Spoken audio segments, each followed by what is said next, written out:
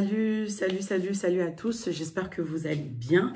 Alors, on se retrouve aujourd'hui dans notre nouveau moment d'instant de partage. Alors, la dernière fois, nous avons parlé de la jalousie.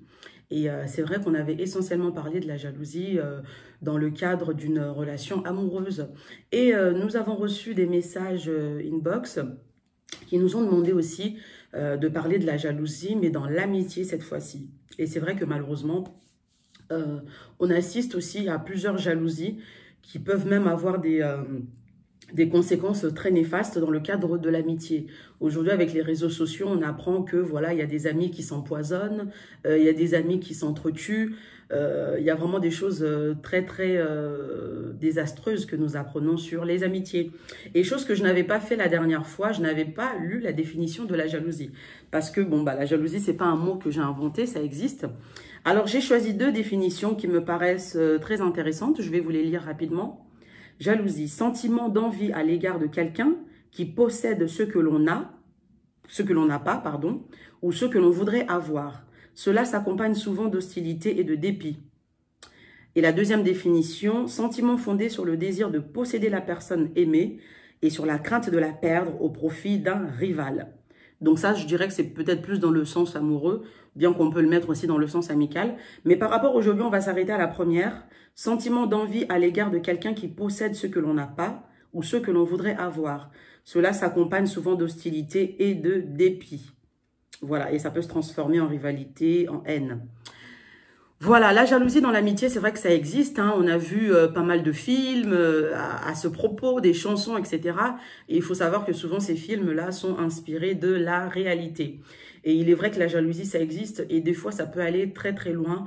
On a des amis qui veulent vraiment prendre la place de leur ami en question, qui veulent leur ressembler en tout et pour tout, et qui veulent même aller très loin jusqu'à posséder leur mari ou à posséder leur épouse. Et ça, c'est très dangereux. C'est très dangereux. Il faut faire attention. Je dirais simplement, c'est vrai que nous attirons beaucoup d'importance sur le choix du conjoint, sur le choix de la personne avec laquelle nous serons en couple. Mais c'est important aussi d'attirer beaucoup d'importance et de vigilance sur la personne ou les personnes avec lesquelles on veut être amis. Et je vais aller dans le concret. On peut avoir beaucoup de connaissances. Peu importe le métier que vous exercez, parfois dans certains métiers, ça nécessite de fréquenter beaucoup de gens. Donc c'est pour ça que je dis, on peut dans la vie avoir beaucoup de connaissances. Et ça, c'est pas mauvais, selon la profession que l'on exerce. Mais des amis, je pense qu'il ne faut pas en avoir beaucoup. Et même la Bible déclare dans Proverbe 18, à partir du verset 24, que celui qui a beaucoup d'amis, il les a pour son malheur. Mais il est vrai qu'il y a des amis plus attachés que des frères. Voilà. Et toujours dans Proverbe, cette fois-ci, c'est le Proverbe 17 qui dit que l'ami aime en tout temps et dans le malheur. Non, l'ami aime en tout temps et en toutes circonstances. Et dans le malheur, il se montre en frère. Et ça, c'est vrai que c'est important. Vous ne pouvez pas être ami avec n'importe qui. Et souvent, on dit que qui se ressemble, s'assemble. Pourquoi pas? C'est vrai qu'on a souvent tendance, je pense, à être amis avec des gens qui nous ressemblent. Peut-être pas à 100%, parce que c'est difficile de rencontrer quelqu'un qui nous ressemble à 100%. Ça n'existe pas. Mais c'est vrai qu'on a souvent tendance à être amis avec des gens, avec des affinités en fait, avec des gens avec lesquels nous avons des points communs, nous avons des intérêts communs, des loisirs ou des envies communs. Pourquoi pas? Mais c'est vrai que l'amitié, il faut faire attention. Il ne faut pas vouloir aussi être ami avec tout le monde parce que être ami avec tout le monde, en fait, c'est aussi multiplier plusieurs informations. Parce que chaque personne a une vie et lorsque vous êtes ami avec beaucoup de gens, vous serez informé de la vie de beaucoup de gens puisque vous êtes ami avec beaucoup de gens. Et on a déjà nous-mêmes nos propres vies à gérer, alors on ne va pas encore s'encombrer avec la vie des autres. Aujourd'hui, qu'est-ce qui gâche les amitiés? Souvent, en tout cas ce que j'entends dans les amitiés féminines, oui, je lui ai confié un secret, il l'a répété, je lui ai dit cela, elle l'a répété, derrière mon dos, elle a dit ça. Juste une petite parenthèse. Il y a une chose que j'ai compris dans la vie, et tardivement peut-être, mais grâce à Dieu, j'ai fini par la comprendre. À partir du moment où vous dites une information à une personne, ne considérez plus ça comme un secret. Je répète, À partir du moment où vous dites, vous révélez, vous donnez une information à une personne, ne considérez plus cela comme un secret. Si c'est un secret, vous ne pouvez pas le dire. C'est aussi simple que ça. Donc, le secret, pour prendre tout son sens, il doit rester secret. Et c'est vrai que des fois, dans les amitiés, on a tendance à se confier, à raconter des choses. Et après, quand ces choses-là sont divulguées, on dit « Ah, c'est une mauvaise amie, c'est un mauvais ami ». Ça nous est tous arrivé. Mais quand tu réfléchis bien, à qui la faute? Si tu ne lui aurais pas dit cette chose, est-ce qu'elle l'aurait répétée? Peut-être pas. Donc, à partir du moment où tu divulgues une information, ne considère plus cela comme un secret. À moins peut-être que tu la divulgues à un professionnel, à un médecin, voilà, par son serment d'Hippocrate, il a le devoir de secret. Ou peut-être que si tu la divulgues à un serviteur de Dieu, un véritable serviteur de Dieu, c'est vrai que par rapport à sa profession, il a le devoir de secret. Et là, c'est vrai que ton secret sera gardé. Mais si tu la divulgues à une personne comme ça, tout le monde n'a pas la capacité à garder les secrets. C'est vrai qu'il y a des gens, faut pas aussi condamner tout le monde. Il y a une chose que je dis souvent, si j'ai la conviction d'être une bonne personne, c'est que je ne suis pas la seule. Les bonnes personnes, ça existe. Il n'y a pas que des mauvais sur cette terre. Il y a des gens qui sont amis depuis leur plus jeune âge jusqu'à l'âge adulte, jusqu'à la mort, qui restent amis dans de très bonnes conditions et ça se passe bien. Mais c'est vrai que malheureusement, très souvent, ça se passe mal. Très souvent, ça se passe mal parce que aussi, on n'a pas toujours la sagesse. Et comme je dis souvent, ce que je me dis à moi-même aussi, je ne dois pas toujours condamner l'autre. Parfois aussi, il y a des amitiés qui se sont mal terminées parce que moi-même ou toi-même, tu as mal géré les choses. Parfois, ce qu'on appelle jalousie, c'est simplement un manque de sagesse. Et ça, j'aimerais aussi mettre un point d'alerte là-dessus. Dans nos communautés africaines, des fois, on voit la jalousie de partout. N'appelons pas jalousie ce qui n'est pas jalousie. Parfois, une personne a manqué de sagesse. Parfois, une personne a parlé trop vite. Parfois, une personne a mal parlé ou a mal agi. Et tout de suite, on dit que c'est de la jalousie. Ah, elle est comme ça parce qu'elle est jalouse de moi. Non, parfois, la personne n'est pas jalouse de toi. Parfois, la personne a manqué de sagesse. Parfois, la personne a manqué d'intelligence. Parfois, la personne n'a pas eu un bon raisonnement face à une situation. Et on peut croire que cette personne est jalouse, mais c'est pas de la jalousie, c'est un manque de sagesse. La jalousie, je dirais que ça va vraiment très loin quand la personne veut vous posséder, comme on l'a lu tout à l'heure. La personne veut vous posséder à tout prix. La personne veut que vous soyez exclusive, en fait, que vous soyez complètement close, que vous deux, et ne pas laisser place aux autres. Et ça, c'est aussi alarmant. Quand vous êtes dans des amitiés où, c'est vrai que ça peut arriver, vous êtes dans une amitié, vous êtes deux, mais même quand vous êtes au contact d'autres connaissances, vous verrez que la personne en face, elle commence à manifester des attitudes agressives, des attitudes assez possessives. Et ça, c'est là qu'il faut faire attention. Il faut aussi expliquer à la personne, non, attention, là, je trouve que tu vas très loin. Et quand bien même vous avez une amitié qui dure toute la vie, ce que je vous souhaite, il faut aussi avoir son jardin secret. Il faut aussi avoir son... On ne peut pas être transparent vis-à-vis d'une personne. Ça, c'est très dangereux. Vous ne pouvez pas être transparent vis-à-vis d'une personne, à part peut-être vis-à-vis de votre époux ou de votre épouse, parce que la parole de Dieu dit que nous devenons une seule chair dans le mariage. Donc, vous pouvez être transparente vis-à-vis de votre mari, de votre femme, mais vous ne pouvez pas être transparent comme ça. Vous pouvez aussi, entre guillemets, être transparent vis-à-vis de vos parents, parce que c'est eux qui vous ont conçu, qui vous ont élevé, et si vous avez une bonne relation, ça peut se comprendre. Mais dans les amitiés comme ça, vous ne pouvez pas être à cœur ouvert comme ça avec tout le monde. Et ça aussi, j'aimerais le dire aux jeunes qui ont peut-être 20 ans, 15 ans, 19 ans, ainsi de suite.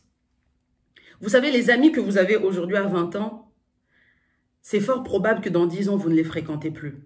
Et ça, souvent, quand on a 20 ans, on vous dit, les parents nous le disent, les grandes sœurs, les grands frères nous le disent, fais attention avec cet ami, fais attention avec cette copine, fais attention avec ce copain. Je le trouve un peu suspect, je le vois pas clair. On dit non, maman, non, papa, c'est mon meilleur ami, c'est ma meilleure copine. Et croyez-moi, je vous le répète encore, si vous êtes à peu près dans la vingtaine, les personnes avec lesquelles vous êtes amis aujourd'hui, si elles sont 5, 6, je ne sais pas, il y a une forte probabilité que dans 10 ans, vous ne soyez plus en contact avec ces gens-là. Et ça ne veut pas forcément dire que vous aurez rencontré des problèmes ou des conflits, mais il y en a d'autres qui vont déménager, d'autres qui vont prendre des orientations scolaires, professionnelles qui seront peut-être loin. Donc, vous n'aurez plus le temps de vous voir, vous n'aurez plus le temps de vous fréquenter. Ça ne veut pas forcément dire que vous allez rencontrer des problèmes, mais il y aura des circonstances dans la vie qui vont faire que vous n'aurez plus le temps d'être en contact tout le temps. D'autres vont peut-être devenir parents, d'autres vont se marier, etc. Avoir des responsabilités assez importantes par rapport à leur vie professionnelle. Et ces personnes-là auront moins de temps pour vous. Et imaginez que vous êtes là à tout déballer, tout déballer, tout déballer. Si la personne n'est pas correcte et s'il y a la jalousie qui s'installe dans la relation, bah, sachez que dans l'avenir, vous serez exposé. Et il faut faire vraiment attention dans les amitiés. Et il y a une chose aussi que je suis une femme, mais j'ai rarement compris ça chez les femmes. Beaucoup de femmes, et ça c'est vraiment déplorable, beaucoup de femmes veulent toujours être accompagnées d'amis. Ça, j'ai jamais compris.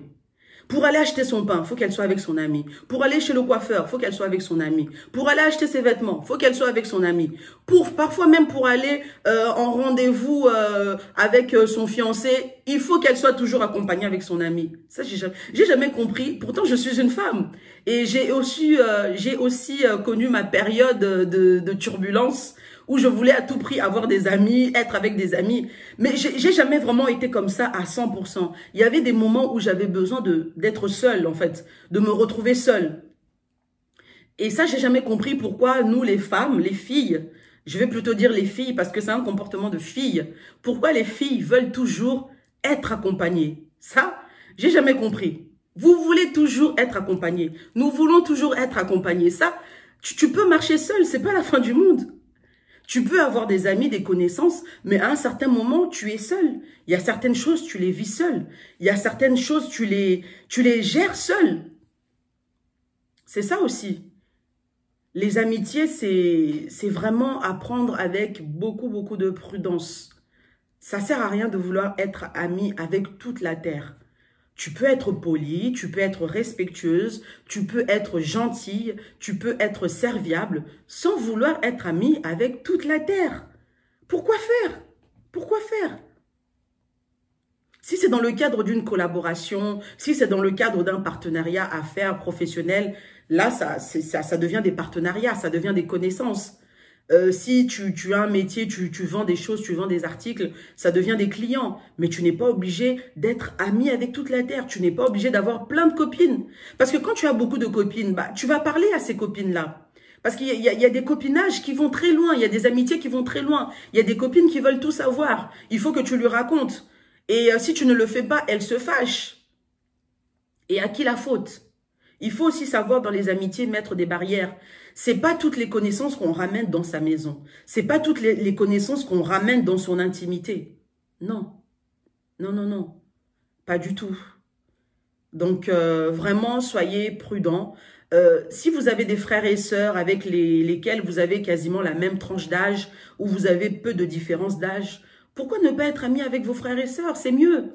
La famille, c'est sacré. Moi, je préfère même, soyez amis avec vos frères et sœurs si vous en avez. Si vous avez des cousins, des cousines avec qui vous avez plus ou moins la même tranche d'âge, soyez amis avec eux. Arrêtez de vous encombrer avec beaucoup d'amis. Après, il y a plein d'histoires. En plus, aujourd'hui, avec les réseaux sociaux, il y a des gens qui vous enregistrent. Il y a des gens, vous lui avez écrit un message il y a une année, il ne l'a jamais effacé. Le jour où il y a un problème, il commence à le divulguer, à le propager par-ci, par-là. Il faut vraiment beaucoup de maturité dans les amitiés. Il faut de la maturité dans les amitiés. Il ne faut pas vouloir être pressé d'être ami avec tout le monde. Je n'encourage pas non plus la solitude. Je n'encourage pas non plus l'isolement. Mais il faut beaucoup d'intelligence dans nos choix. C'est vrai que des fois, il y a des gens qui peuvent te donner l'impression de te ressembler, qui peuvent t'approcher en te donnant l'impression que vous êtes pareil, que vous êtes similaire. Et le jour où un problème tombe, vous vous rendez compte que vous n'êtes pas pareil. Et comme je l'avais dit, comme je le dis souvent, le plus important dans une relation, c'est pas la manière dont nous allons rigoler, dont nous allons nous amuser. Mais le plus important dans une relation, c'est la manière dont nous allons gérer les conflits. La manière dont nous allons gérer les problèmes. C'est ça le plus important. La loyauté, la fidélité dans l'amitié, c'est important aussi. Quand ton ami t'a confié quelque chose, ne le répète pas. Quand on t'a confié quelque chose, ne le répète pas. Parce que là, quand tu vas le répéter, tu ne sais pas ce que l'autre va en faire. C'est ça aussi le problème. Donc voilà, donc j'espère que vous avez été édifiés par ce moment de partage. N'hésitez pas, comme d'habitude, à nous faire part de vos expériences. Et quant à moi, je vous dis à très très bientôt. Salut!